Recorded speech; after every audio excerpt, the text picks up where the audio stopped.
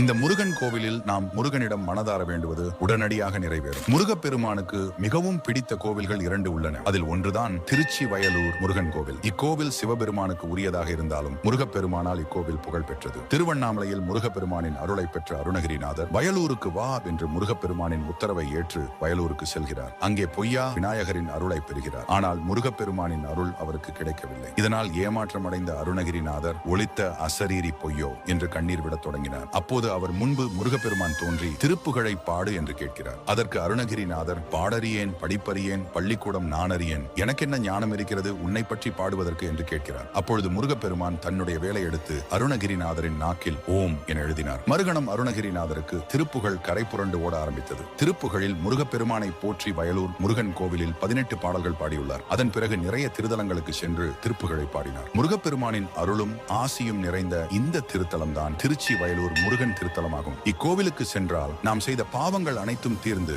நம் வேண்டுதலை முருகப்பெருமான் உடனே நிறைவேற்றுவார் என்று சொல்லப்படுகிறது. அத்தகைய சிறப்பு வாய்ந்த கோவிலுக்கு நீங்களும் ஒரு முறை சென்று முருகப்பெருமானின் அருளை பெறுங்கள்.